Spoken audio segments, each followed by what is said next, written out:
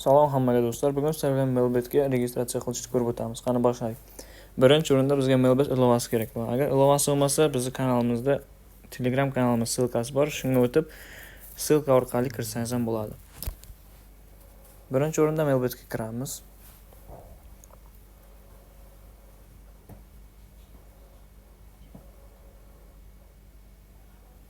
Mailbetga kirib olganimizdan keyin tepada kirish va ro'yxatdan o'tish degan knopkalarimiz bo'ladi. Biz ro'yxatdan o'tamiz.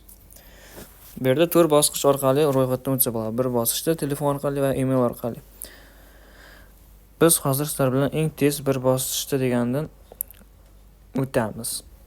Telefon orqali degani nomeringizni yozasiz va sizga soобщение keladi. Email ham xuddi shunday. Bir bosqichda mana kirganingizda mamlakat valyutani tanlaysiz. Menga dollarda tushunish osonroq, shunga ham dollarni bosib o'tamiz. Promokod joyiga MT701 degan promokodni kirgizib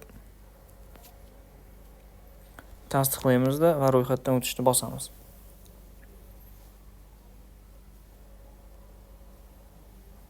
Ro'yxatdan o'tganingizdan keyin mana men robot emasman degan knopkamiz chiqadi. Shu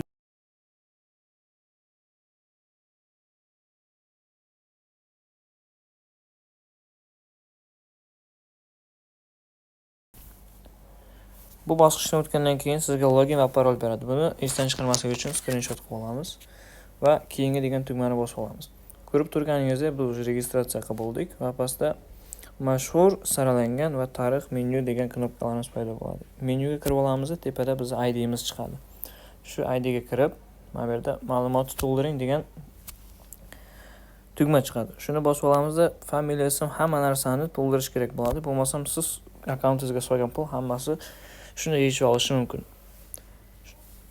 Shuni hammasini to'ldirganingizdan keyin o'zi bemalol depozit qilib, o'yinlarda o'ynasangiz bo'ladi. Sizlarga yana bir marta eslatib o'taman. Bizning promokodimiz MT701 ni to'ldirib bemalol ishlatsanglar bo'ladi. Hammaga katta rahmat.